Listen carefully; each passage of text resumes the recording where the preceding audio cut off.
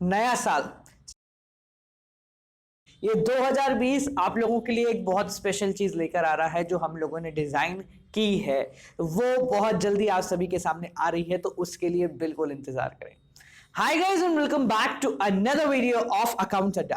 Day number 20 मैं भी topper series आज आ गए हैं रिटायरमेंट के एग्जीक्यूटर या फिर लोन अकाउंट को लेकर। ठीक है, loan account of retirement and death का एग्जीक्यूटर अकाउंट, इसको लेकर आज हम आप सभी के सामने आ गए हैं। आज का टॉपिक बड़ा इंटरेस्टिंग होने वाला है क्योंकि आज आपको एग्जीक्यूटर के साथ साथ प्रॉफिट निकालना भी सिखाऊंगा। आज बोनस डे है, यानी एग्जीक्यूटर के साथ साथ प्रॉफिट निकालना भी आप लोगों को सिखाने वाला हूं। गाइस, अगर आप लोग हमारी बुक परचेज करना चाह रहे थे और आउट ऑफ स्टॉक शो कर रहा था, अब वो स्टॉक के अंदर आ गई है, तो अभी जाके उसको परचेज कर लो, डिस्क्रिप्शन में लिंक है। आज अपन बात करने वाले हैं जब पार्टनर की डेथ हो जाती है तो प्रॉफिट कैसे निकाला जाता है, साथ साथ आपको एग्जीक्यूटर और लोन अकाउंट भी सिखाना है। तो चलिए समय व्यर्थ नहीं करेंगे, जल्दी से अपन शुरू करेंगे। तो चलिए शुरू करते हैं। सबसे पहले बात आती है कि जब पार्टनर की डेथ हो जाती है तो हमें प्रॉफिट निकालना क्यों पड़ता है। सबसे इंपॉर्टेंट चीज तो यह है कि आपको प्रॉफिट निकालना क्यों पड़ रहा है। अब समझना मेरी बात को। मेरी बैलेंस शीट बनी कब? 31 मार्च को। अब पार्टनर है, रिटायर बेसिकली जब होता है तो वो डेट देखकर ही होता है कि यार कोई दिक्कत ना हो, ठीक है। बट जब पार्टनर की डेथ हो जाती है तो डेथ इज अनसर्टेन, तो हम मान के चलते हैं कि डेथ हो गई 1 जुलाई को। अब उस बंदे ने मार्च यानी अप्रैल से जुलाई, अप्रैल, मई और जून, इन 3 महीने उस बंदे ने काम करा है ऑर्गेनाइजेशन में, और इस 3 महीने जितना भी प्रॉफिट ऑर्गेनाइजेशन को हुआ है वो प्रॉफिट इसको मिलना बनता है। तो इसके लिए जब भी पार्टनर की डेथ हो जाती है तो हमें उसका प्रॉफिट कैलकुलेशन करना पड़ता है। अब बात आती है कि सर प्रॉफिट कैलकुलेशन करें कैसे। तो basically there exist 2 method, that is time base and sales base. 2 method होते हैं, टाइम बेस और एक सेल्स बेसिस। कौन कौन से होते हैं? देखो, पहले अपन टाइम बेसिस को पकड़ते हैं कि टाइम बेसिस का मतलब देखो क्या है। ये बड़ा आसान है। ये क्या है? ये बड़ा आसान है। टाइम बेसिस का मतलब क्या है पहले समझना। अब देखो, 3 महीने के अंदर बिजनेस प्रॉफिट कैलकुलेट नहीं करेगी, क्योंकि बिजनेस को अगर एक्चुअल प्रॉफिट कैलकुलेट करना है तो उसको पहले क्या बनाना पड़ेगा? Trading, P and L appropriation, ये सब बनाने पड़ेंगे, उसके बाद उसका प्रॉफिट निकल कर आएगा। पर यहां अब वो मर गया, इस वजह से इतना सारा तामझाम कोई करता नहीं है, तो वो क्या लेते हैं? वो एक एक्सपेक्टेड प्रॉफिट लगाते हैं। क्या लगाते हैं? एक्सपेक्टेड प्रॉफिट लगाते हैं कि अंदाजन इतना प्रॉफिट हुआ। हम कहते हैं ना अंदाज के हिसाब से, ठीक है भाई 10-15 हजार रुपए तो ले जा, ठीक है। तो वो अंदाजा कैसे लगाया जाएगा, वो 2 मेथड बताए, या तो टाइम के हिसाब से अंदाजा लगाओ या सेल्स के हिसाब से अंदाजा लगाओ। अब पहला अपन बांटते हैं टाइम के हिसाब से। टाइम के हिसाब का मतलब क्या है? पिछले साल को के हिसाब से मान ले यार, पिछले साल अगर मुझे 1 लाख रुपए का प्रॉफिट हुआ था, या मान लो पिछले साल मुझे 24,000 रुपए का प्रॉफिट हुआ था, और तू मर गया 2 महीने बाद, ठीक है। तो अगर मैं ये मानूं कि इस साल भी 24 का प्रॉफिट होना चाहिए, तो मेरे हिसाब से तेरा 4,000 रुपए का प्रॉफिट बन है। कैसे? चलो कैलकुलेट करके देखते हैं। तो ये बेसिस आता है कि जब हम पिछले साल के प्रॉफिट को इस साल का प्रॉफिट मान लेते हैं। कौन सा टाइम बेसिस?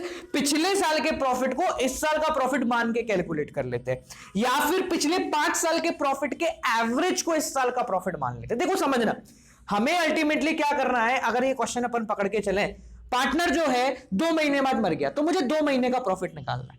2 महीने का प्रॉफिट कैलकुलेट करने के लिए मुझे पहले यह देखना पड़ेगा कि इस पूरे साल कितना प्रॉफिट पूरे साल का निकलता है। इस पूरे साल का प्रॉफिट निकाल लो, उसको 2 महीने में कम कर दो, काम हो गया तुम्हारा। तो बात आती है प्रॉफिट कैसे निकालना है। तो पहला है टाइम के हिसाब से। टाइम के हिसाब का मतलब क्या हुआ कि हमें क्या करना पड़ेगा? पिछले साल के प्रॉफिट को आज का प्रॉफिट मानना पड़ेगा। पिछले साल के प्रॉफिट को आज का, जैसे फॉर एग्जांपल पिछले साल में प्रॉफिट हुआ है कितना? 24,000 रुपए। इसके हिसाब से आपको कैलकुलेशन करनी है। अब मेरी बात को ध्यान से पहले समझ लेना। कभी कभी आपको क्वेश्चन में बोलते हैं कि पिछले 3 साल के प्रॉफिट के हिसाब से निकालना है। पिछले 3 साल मान लो कितना है? 24, 30 और 36। बोले सर इसके हिसाब से आपको इस साल का प्रॉफिट निकालना है, तो आपको क्या करना है? एक नंबर चाहिए, इस साल का प्रॉफिट चाहिए। अब इसने क्या बोला? अगर ये बोले पिछले साल के प्रॉफिट को इस साल का प्रॉफिट मान के चलो, तो आपका पूरे साल का प्रॉफिट हो गया 24,000 रुपए। ये बोले पिछले 3 साल के प्रॉफिट को इस साल का प्रॉफिट मान के चलो। अब 3 साल के प्रॉफिट को कैसे कैलकुलेट करेंगे? तीनों साल का एवरेज निकालो, 24 प्लस 30 प्लस 36 बड़ा 3, that is equal to 90,000 divide by 3, that is equal to 30,000 रुपए। 30,000 रुपए क्या हो गया? इस साल का प्रॉफिट। हमें क्या करना है? इस साल का प्रॉफिट निकालना है। तो यहां मेरी बात को समझना, अपन इस वाले क्वेश्चन को पकड़ के चलते कि पिछले साल के प्रॉफिट को इस साल का प्रॉफिट मान लो। पिछले साल कंपनी को प्रॉफिट हुआ 24,000 रुपए, ठीक है भाई, मान लिया। पिछले साल कितना प्रॉफिट हुआ है? 24। अभी 24,000 रुपए पूरे साल में हुआ है। पार्टनर जो है वो 1 जून को मर गया, तो निकालो अप्रैल मई, 2 महीने उसने काम किया, तो ये पूरे साल का प्रॉफिट है। 2 महीने का प्रॉफिट कितना हो गया? लिख के चलते, देखो लिखना सिखाते हैं। प्रॉफिट ऑफ प्रीवियस ईयर लिखा हुआ ये रहा, ये एज इट इज लाइन तुमने यहां पेल दी, ठीक है। उसके बाद प्रॉफिट ऑफ 2 मंथ्स कितना हो जाएगा तुम्हारा? पूरे साल का प्रॉफिट बटा इंटू 2/12, यानी 2/12, दैट इज इक्वल टू, यहां से ये कटा, ये हो गया 12,000, कितना? 2,000 into 2, that is equal to 4,000 rupees. क्या हो गया? 2 महीने का प्रॉफिट। अब सीधी सी बात, पहले तो ये समझो पार्टनर जो निपटा है उसके अलावा भी पार्टनर है। ये कंपनी का प्रॉफिट हुआ 2 महीने में, कितने का? अंदाजन 4,000 रुपए का मेरी कंपनी को प्रॉफिट हो गया इन 2 महीनों के अंदर। अब पार्ट निपटा कौन है? मान लो सी का शेयर कितना है? 1/3, ठीक है। तो सी का प्रॉफिट भी कितना होगा? 1/3, तो 4,000 इंटू 1/3, 1,333 रुपए सॉर्ट ऑफ थिंग, ठीक है। तो ये क्या हो गया आपका? ये हो गया आपका किसका? Profit of C of this 2 month. 2 महीने का सी का प्रॉफिट हो गया 1,333 रुपए, ठीक है। ये हमने कैसे निकाला? देखो बात आती बेस किसको मानना है। हमने बेस किसको माना? पिछले साल के प्रॉफिट को बेस मान के चले। क्वेश्चन ने ऐसा बोला। अगर क्वेश्चन बोलता पिछले 3 साल के प्रॉफिट को बेस लेके चलो, तो पहले 3 साल का प्रॉफिट का एवरेज निकालते, कितना आया था? 30,000 रुपए। उससे यही सारी कैलकुलेशन अपन कर लेते, काम वही हो जाता। समझ में आ गया? क्लियर है? बड़ा सिंपल। आगे बढ़ते हैं। दूसरा जो मेथड है बेटा आपका, वो है आपका टाइम तो हो गया, कौन सा? Sales basis. अब सेल्स बेसिस का मतलब क्या है? बोले यार प्रॉफिट नहीं निकल सकता, पिछले साल के हिसाब से प्रॉफिट नहीं निकल सकता। क्यों? क्योंकि पिछले साल हम काम थोड़ा कम कर रहे थे, इस साल हमने काम थोड़ा ज्यादा किया है, या पिछले साल हम काम थोड़ा ज्यादा कर रहे थे, इस साल हमने काम थोड़ा कम किया है। अब क्या करें? तो भाइयों और बहनों, इसको करने से पहले एक चीज का ध्यान रखना, अगर आप लोगों ने अब तक हमें इंस्टाग्राम पे फॉलो नहीं किया तो अभी जाके फॉलो कर लो, क्योंकि इस टॉपिक से रिलेटेड जितने भी क्वेश्चंस हैं आपको आज शाम को 7 बजे इंस्टाग्राम पे हमारे मिल जाएंगे, ठीक है। तो उसको फॉलो कर लेना। अभी जाके बात करते हैं सेल्स बेसिस से रिलेटेड कॉन्सेप्ट। तो भाई सेल्स में क्या बोला यार? पिछले साल काम थोड़ा कम हुआ था, इस साल काम ज्यादा हुआ है, तो पिछले साल के प्रॉफिट के हिसाब से नहीं दे सकते। या पिछले साल हमारी कंपनी बहुत बड़ी चल रही थी, बहुत अच्छी चल रही थी, इस साल बिल्कुल नहीं चल रही, तो पिछले साल के हिसाब से इसको प्रॉफिट नहीं दे सकते। तो कंपनी फिर दूसरा तरीका निकालती है। कंपनी निकालती है कि ये अंदाजा लगाओ कि पिछले साल जितना माल बेचा उसमें से प्रॉफिट कितना हो गया। अब अपना प्रॉफिट मार्जिन निकालो। क्या निकाल लो? Profit margin. प्रॉफिट मार्जिन कैसे निकालते? बड़ा आसान है। 10 लाख का माल बेचा, 1 लाख का प्रॉफिट। 10 लाख का माल बेचा, 1 लाख का प्रॉफिट, यानी कि करीब 10% प्रॉफिट मिल रहा है। मतलब अब तक कितने का बेच दिया? अब तक 10 लाख, 1 लाख रुपए का इस साल बेच डाला, प्रॉफिट कितना होगा? बोले सर 10,000 रुपए का प्रॉफिट हो गया। कैसे? आपको बस ये निकालना, जब सेल्स के हिसाब से करते तो आपको ये निकालना पड़ता है कितने प्रतिशत प्रॉफिट मुझे हो रहा है सेल्स का। कैसे निकालते हैं? Just go through it. Partner ने बढ़ गया 3 महीने बाद, कोई फर्क नहीं पड़ता, आगे बढ़ते हैं। यहां देखो, पिछले साल सेल्स कितनी हुई है? 10 लाख। इस साल को भूल जाओ, अभी पिछले साल सेल्स कितनी हुई है? 10 लाख। पिछले साल प्रॉफिट कितना हुआ? पिछला पूरा साल अवेलेबल है, इस साल के 3 महीने आपके पास अवेलेबल है। पिछले पूरे साल सेल्स कितनी हुई है? 10 लाख। पिछले साल प्रॉफिट कितना हुआ है? 3 लाख। मतलब 10 लाख की बिक्री पे 3 लाख का प्रॉफिट मैंने उठाया था। तो देखें, हमें यहां निकालना पड़ेगा क्या? Profit on sales. सेल्स पे कितना प्रतिशत प्रॉफिट आपको हो रहा है? आपने बोला सर कितना हो रहा है? 3 लाख का प्रॉफिट, 3 लाख ऊपर divide by total sale, 10 lakh रुपए। फॉर्मूला है इसका ये, into 100। Let me get the formula. Profit upon sales into 100, that is the formula, ठीक है। इसको आप सॉल्व करो, दैट इज इक्वल टू 30, ठीक है। 1 2 3 1 2 3 कट जाएगा पूरा, और ये आ गया आपका 30%। 30% का मतलब क्या हुआ कि आप जितना भी बेच रहे हो उसका 30% आपका क्या हो रहा है? प्रॉफिट। सीधी सी बात है भाई, तू जितना भी सामान बेच रहा है 30% तेरा प्रॉफिट है। इस साल कितने का सामान बेचा है? बोले 10 लाख रुपए, 1 लाख रुपए का, तो 30% 30,000 रुपए का प्रॉफिट हो गया। सीधी सी बात, समझ में आ गया क्या करना है? तो देखो, इस साल इसने क्या बोला? इस साल कितनी बिक्री? पिछले साल जितनी भी बिक्री थी उसका 30% प्रॉफिट था। इस साल कितनी बिक्री हुई है? 2 लाख रुपए की। सेल्स ऑफ करंट ईयर, कितनी बिक्री हुई है? 2 लाख रुपए। ठीक है, प्रॉफिट कितना होगा? 30% हुआ था पिछली बार, प्राइस और इसमें फ्लक्चुएशन है नहीं, इस बार भी 30% होगा। ठीक है, यानी इतना प्रॉफिट अंदाजन हो चला मेरे को।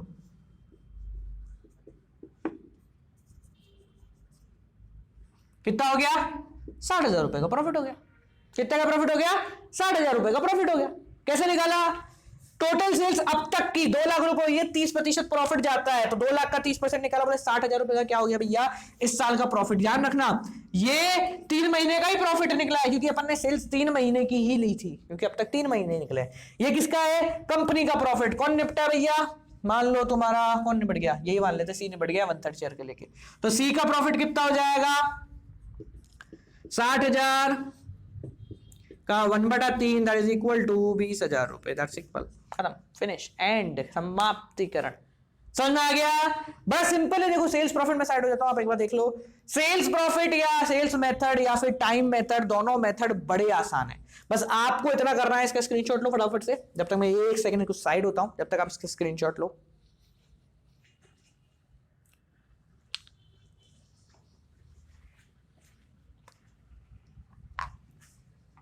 ठीक है, तो यहां पर आई थॉट सो आप लोगों ने स्क्रीनशॉट ले लिया होगा। जब तक हम इंक भर लेते हैं, तो आई थॉट कि आप लोगों को समझ में आ गया है। ठीक है, तो हमें क्या करना है? पिछले साल की सेल्स के हिसाब से इस साल का प्रॉफिट निकालना है। हम क्या निकाल लेंगे? प्रॉफिट ऑन सेल्स निकाल लेंगे। दोनों मेथड आई थॉट सो आपको समझ में आ गए। पहले मेथड के अंदर हम पिछले साल के प्रॉफिट के हिसाब से कर रहे थे, अब इस मेथड में अपन सेल्स के हिसाब से कर रहे हैं। ठीक है, चलो अब आगे अपन बात करने वाले हैं जो कि आता है आपका एग्जीक्यूटर अकाउंट। देखो एग्जीक्यूटर अकाउंट हो या लोन अकाउंट हो, दोनों का एडजस्टमेंट अप्रोक्सीमेटली सेम होता है आपका, तो you don't have to worry about it कि सर एग्जीक्यूटर क्या है, लोन क्या है। यार मुझे एक चीज समझाओ, तुम्हें यार इतना आसान सी चीज है एग्जीक्यूटर क्या होता है, लोन क्या होता है, तुम चीजों को मुश्किल क्यों बनाते हो? क्लास 12th में माना, पर हर चीज मुश्किल होगी ये जरूरी थोड़ी है। चीजें बहुत आसान होती हैं, चीजों को आसान करना सीखो। जब भी किसी क्वेश्चन को पिकअप करो, पिक करते ही बोलो अरे ये तो हो जाएगा। क्वेश्चन उठा, क्या कॉन्फिडेंस आदमी को बहुत मदद करता है। क्वेश्चन देखते पहले बोलो अरे ये तो हो जाएगा, क्वेश्चन देखते बोलो ये तो हो जाएगा। 100 बार होगा बेचारा, नहीं होता तो तुम गलती ढूंढो, ये मत ढूंढो कि नहीं हो रहा है। ठीक है, तो जब भी आप किसी भी क्वेश्चन को पिकअप करें, जस्ट गो थ्रू इट। उस क्वेश्चन को देखो, देखते बोलो ये हो जाएगा। क्या देखते बोलो ये हो जाएगा, देखते बोलो ये हो जाएगा। ठीक है, अभी नीचे कमेंट सेक्शन में लिखो सारे, ये क्या सर हो जाएगा। सारे कमेंट सेक्शन में लिखेंगे क्या हो जाएगा। क्या लिखोगे? हो जाएगा। सारे आज इंस्टाग्राम पर अपनी स्टोरी डालेंगे मेरे को टैग करके, क्या सर होगा, सर 100% होगा। ठीक है, चलो आगे बढ़ते हैं, एग्जीक्यूटर अकाउंट देखते हैं। What is an executor account?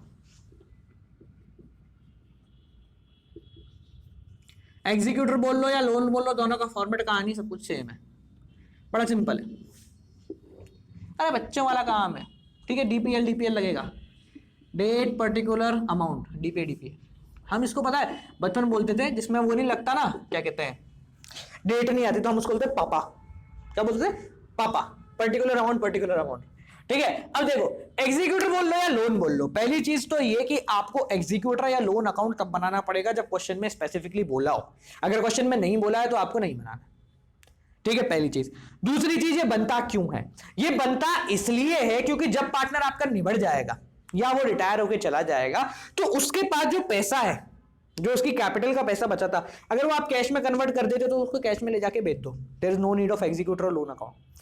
पर अगर उसके पैसे को कैश में कन्वर्ट नहीं करते हैं तो हमें क्या बनाना पड़ेगा? उसका लोन अकाउंट बनाना पड़ेगा या एग्जीक्यूटर बनाना पड़ेगा। आप पूछेंगे सर कैश में कैसे कन्वर्ट करते हैं? क्वेश्चन में आपको बोलेगा कि full amount will be paid in cash, तो 2 कैश कर देना, उसके जो बैलेंस आएगा उसको 2 कैश कर देना। पर अगर नहीं बोला है उसके लोन अकाउंट में छोड़ना है, तो आप उसके लोन अकाउंट में छोड़ दो। आपका जो पार्टनर्स कैपिटल अकाउंट बनेगा, जस्ट फॉर ग्रांटेड मान लो ये बन रहा है, ठीक है, डेबिट और क्रेडिट साइड है, तो यहां आपको लिखना है, अरे भाई 2 जो भी निपटा है उसका लोन अकाउंट या एग्जीक्यूटर अकाउंट। निपटा है तो एग्जीक्यूटर, मरा है तो लोन, रिटायर हुआ है तो लोन। ठीक है, अब समझना यहां क्या करा है, यहां मैंने उसकी कैपिटल को लोन में कन्वर्ट कर दिया, यानी कि नाउ उसकी कैपिटल नहीं है, उसकी कैपिटल अब लोन है। ठीक है, जैसे तुम्हारी गर्लफ्रेंड अब गर्लफ्रेंड नहीं है, वो फ्रेंड है, तो ये क्या है, तुम्हारा लोन अकाउंट में कन्वर्ट हो गया। मतलब है वही, पैसा वही का वही है, पर अब गर्लफ्रेंड नहीं है, फ्रेंड है। यानी कि अब वो पैसा वही का वही है, पर अब वो क्या है, कैपिटल नहीं है, वो लोन है।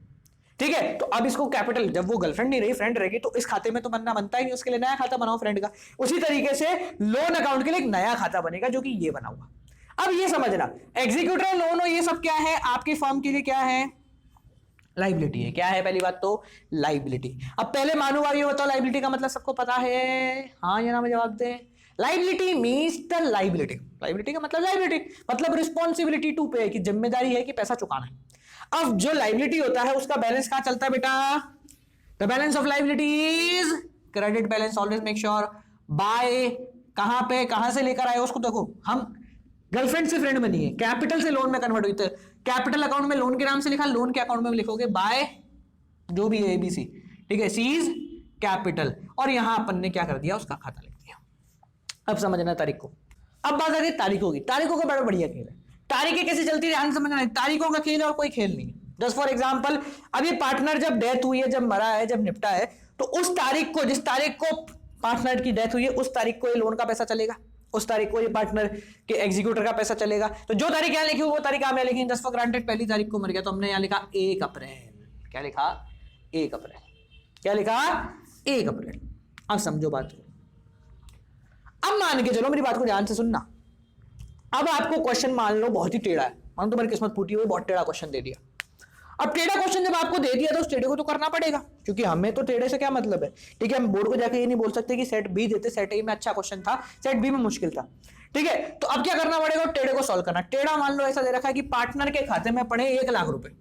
कितने, ज्यादा हो गए, एक ही 1 लाख रुपए, या कम कर लेते चलो, ज्यादा पैसे वाला नहीं, सस्ता पार्टनर है, 90,000 रुपए। कितने, 90,000 रुपए, 10,000 का बोलो, 10,000 कम कर दिए सर, ठीक है। 90,000 रुपए आपने क्या करे, पार्टनर के खाते में पड़े हुए। मेरी बात को ध्यान से समझना। कहानी बड़ी सिंपल है। कहानी ये कहती है कि भैया पार्टनर को जो निबट गया, उसके एग्जीक्यूटर को, लोन हो या पार्टनर कैपिटल दोनों एक ही बात है, ओ एग्जीक्यूटर है लोन है दोनों एक ही बात है, ध्यान रखना। जो निबट गया उसके रिश्तेदारों को पैसा जो है 3 इक्वल इंस्टॉलमेंट में देना है। कितने, 3 इक्वल इंस्टॉलमेंट में देना है, ठीक है। 3 इक्वल का मतलब कितना हो गया, 90,000 के 3 टुकड़े कर दो, 30,000 रुपए देने। पर कहानी इतनी आसान नहीं। अब एक चीज है कि अगर लोन है तो लोन का मतलब क्या है, साथ में आपके क्या चलेगा, ब्याज चलेगा।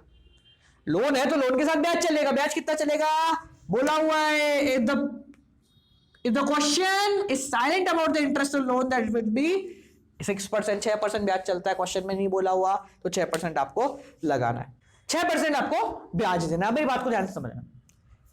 ब्याज चलेगा फुल अमाउंट पे। पैसे कितने चुकाने आपको, 30 पैसे कितने चुकाने, 30 ये 30 में वेरी नहीं होगा, हर बार 30,000 चुकेंगे प्लस ब्याज प्लस इंटरेस्ट। तो अब देखो पैसा कब चुकाई कंपनी, ब्याज चुकाते साल के एंड में, तो साल का एंड कर देते। मान लो 31 मार्च आ गया, कहां 31 मार्च, 1 अप्रैल को शुरू किया था पिछले साल, 1 अप्रैल 2018 मान लो, तो 31 मार्च 2019 आ गया। पहले आप ब्याज लगाओ। ब्याज कितना लगेगा, बाय इंटरेस्ट 90,000 पे ब्याज लगेगा। कितने पे लगेगा, 90,000 पे ब्याज लगेगा। तो 90,000 पे कितना ब्याज लगेगा, देखें 90,000 इंटू 6/100, पूरे साल का ही है। अगर कम महीने का होता तो जितने महीने का होता है इंटू डिवाइड बाय 12 कर देते। 9 6 जा 54, 5,400 का ब्याज लगा, तो हम यहां लिखेंगे 5,400। अब देखना पेमेंट कैसे करोगे, ये तो ब्याज लगाया, अब पैसा चुकाना है। तो पैसा चुकाएंगे तो यहां लिखेंगे क्या, तारीख डाली, यहां तारीख डालेंगे जब पैसा चुका रहे, 31 मार्च की तारीख डाली। बाय बैंक पैसा चुका रहे हो आप, कितना, मूल पर प्लस ब्याज। कितना, मूल प्लस ब्याज। मूल है 30,000 रुपए का और ब्याज है तुम्हारा कितना इस साल का, 5,400। तो आप 35,400 रुपए इस प्राणी को दोगे। कितने दोगे, 35,400 रुपए। 30,000 तो मूल 3 टुकड़ों में देना था इसलिए, और 5,400 रुपए ब्याज। ये हो गया आपका पहला पार्ट खत्म, साल खत्म हो गया, बैलेंस निकाल दो। इनको जोड़ो 95,400 या 95,400 या 35,400 दे दिए तो कितने बचे, 60,000 रुपए बचे। किस नाम से लिखोगे आप, बाय बैलेंस सीडी। 31 मार्च ही चलेगी तारीख, ठीक है। अब नया साल शुरू होगा, 1 अप्रैल आएगा, 1 अप्रैल को यहां पे आ जाओगे, बाय बैलेंस, अब लोन नहीं है वो बैलेंस उठ के आ रहा है, बाय बैलेंस बीडी कितना, 60,000 रुपए, ठीक है। कब, 1 अप्रैल को। उसके बाद आपको क्या करना है, 1 अप्रैल को जो लोन का पैसा गया उसके बाद आपको क्या करना है, पूरा साल फालतू बैठोगे, साल के एंड में वापस ब्याज लगाओगे। अब की बार ब्याज 60,000 पे लगेगा, 90 पे नहीं, ब्याज कितने पे लगेगा, 60। तो यहां अपन ने करा बाय इंटरेस्ट का पूरे 1 साल बाद, अगले साल 31 मार्च को, ठीक है। 60,000 पे ब्याज लगाए, 60,000 इंटू कितना 6%, 6/100, तो ये हुआ 3,600, कितना 3,600। इस साल पेमेंट कितनी करोगे आप, इस साल आप पेमेंट उसको कितनी करोगे, टू बैंक, सॉरी उल्टा लिख दिया नहीं, हाँ इधर 2 है, टू बैंक कितना पेमेंट, मूल 30 का, ब्याज अब की बार कितने का है, 3600 रुपए का, 3600 रुपए का ब्याज, टोटल कितना हुआ 33,600 रुपए की आपने पेमेंट करी। साल खत्म होगा, बैलेंस निकाल दोगे, बैलेंस इधर का टोटल करा कितना, इन दोनों का 60,000 और 3,000, 63,600 और यहाँ 30,000 रुपए का बैलेंस आपका बच गया है। लिखोगे टू बैलेंस CD, यहां उतारेंगे आखिरी साल, 3 इक्वल इंस्टॉलमेंट, 2 हो गई, तीसरी बाकी, बाय बैलेंस BD, ये कैरी डाउन, ये brought down, carry down closing, brought down opening, ठीक है। 30,000 रुपए यहां लिखा, ठीक है। ब्याज लगाएंगे ये 1 अप्रैल, फिर अगले साल 31 मार्च को साल खत्म करके बाय इंटरेस्ट 30,000 रुपए ब्याज लगा, 30,000 का 6% हुआ 1,800 रुपए। अब की बार पैसे चुकेंगे कितने, टू बैंक 30,000 मूल का, 1,800 रुपए ब्याज का, कितना 31,800 रुपए का चुका, नो बैलेंस, बैलेंस शून्य बचेगा, 31,800 रुपए दोनों तरफ आ रहे हैं, बैलेंस कुछ नहीं बचेगा। क्यों नहीं बचेगा, क्योंकि क्वेश्चन में बोला 3 इक्वल इंस्टॉलमेंट में इसकी कहानी खत्म हो जाएगी, आपकी कहानी खत्म हो चुकी है। समझ में आया, तो ये पूरा खेल है आपके एग्जीक्यूटर का या फिर लोन का, सिंपल सादा क्वेश्चन आता है, ठीक है। ये सिंपल है, बस करने में मुश्किल इसलिए लगता है क्योंकि हमें डर लगता है, ठीक है। सो गाइज आज के लिए इतना ही। मेक श्योर कि आप अगर यहां तक आए हैं तो वीडियो को लाइक कर दें, आगे शेयर कर दें और लिखें कि हम एंड तक जरूर आए हैं। डे नंबर 20 मैं भी टॉपर सीरीज, बहुत अच्छी बात है कि आप सभी पढ़ने के लिए इतने एक्साइटेड हैं।